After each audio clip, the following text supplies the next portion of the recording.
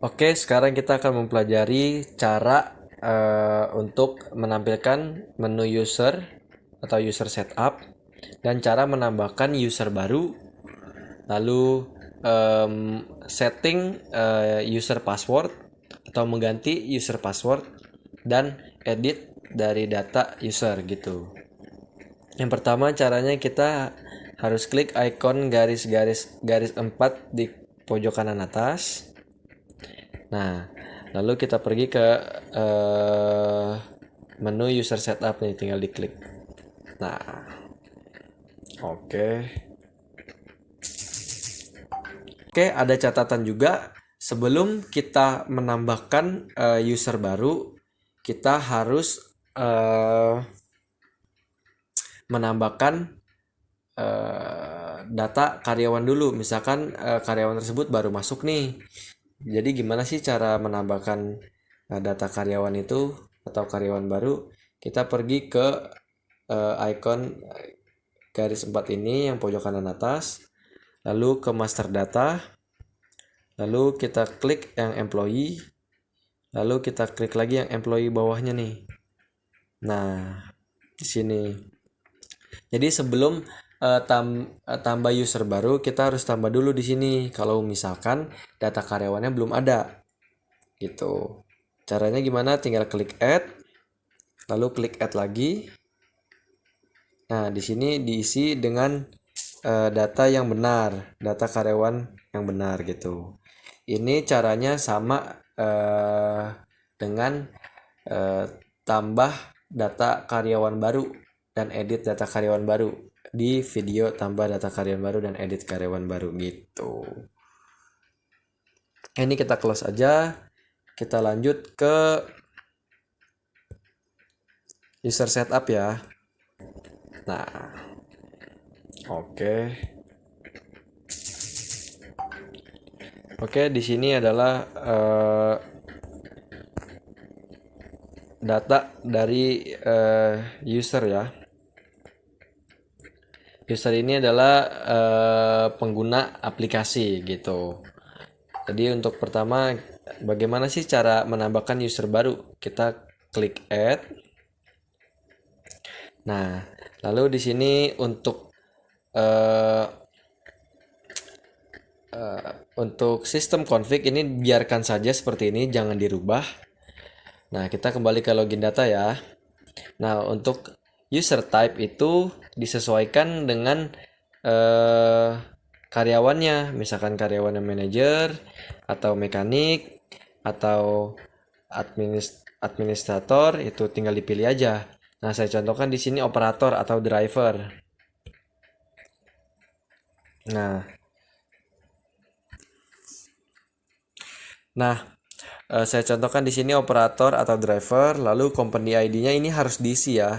Di sini ada ASP, kita klik saja yang ASP. Nanti jika admin GIJ nanti adanya hanya GIJ gitu dan seterusnya. Untuk estate atau site ID itu juga harus diisi, tinggal klik saja. Nah, untuk employee kita harus cari nih employee yang akan kita tambahkan. Kan Awal Maulana. Nah, ini kita klik saja. Nah, untuk username itu karena awal bekerja di ASP, jadi username-nya ASP slash namanya, misalkan awal gitu. Misalkan untuk karyawan di PT GIJ, berarti username-nya GIJ slash nama karyawannya, seperti itu. Nah, untuk akses grupnya eh, ini bisa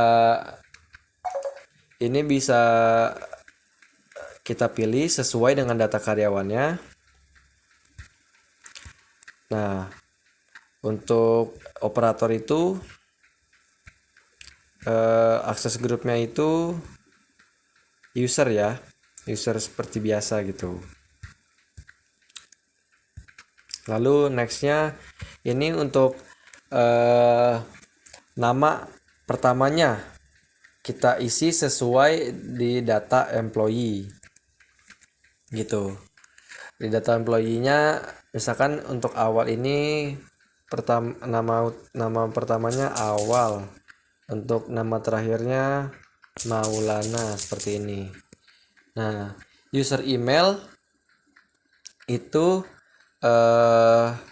jadi kalau untuk menulis user email itu nama karyawan lalu ditambahkan @gmail.com. Misalkan saya contohkan gini, awal @gmail.com. Nah, seperti itu.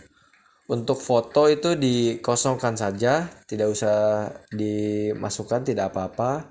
Nah, untuk user status biarkan aktif karena ini untuk menambahkan pengguna aplikasi yang baru gitu. Setelah semua data terisi dengan benar, lalu kita klik save. Nah, kita lihat ya di sini ada awal tuh. Nah, ketika selesai sudah menambahkan user baru, misalkan passwordnya nih belum disetting, oke kita tinggal setting passwordnya. Kita klik icon gembok yang ada di samping icon i tuh. Oke, kita pencet. Nah, di sini kita diminta untuk memasukkan password baru. Nah, password ini untuk defaultnya itu samakan dengan username. Jadi untuk ASP awal itu berarti passwordnya ASP/awal. Nah, ini password confirmation itu kita ulang saja password yang kita sudah tulis di atasnya. ASP/awal. Oke, sudah seperti ini. Langsung klik yang change. Nah, user password has been successfully updated, berarti passwordnya sudah sukses untuk diupdate gitu. Oke, kita kembali. Nah, misalkan setelah ini ada kasus di mana awal ini atau karyawan ini resign. Jadi kita harus edit nih datanya. Oke, bisa saja. Atau ada data yang salah, jadi kita harus benarkan. Oke, bisa aja. Yang pertama, kita klik icon edit di samping icon gembok. Nah, di sininya misalkan user type-nya itu ternyata bukan operator, ternyata mekanik. Kita tinggal pilih mekanik gitu. Nah, misalkan di sini juga misalkan sudah resign nih. Untuk resign, user statusnya itu kita harus ubah menjadi inactive. Nah, seperti ini. Jadi user tersebut tidak bisa menggunakan aplikasinya lagi. Seperti itu. Nah, jika data yang diedit sudah benar, lalu kita tinggal klik save. Nah, kita lihat ya. Tuh. Kita pencet nih info untuk awal. Kita lihat. Nah, kita lihat user statusnya udah inactive. Berarti sudah tidak aktif gitu.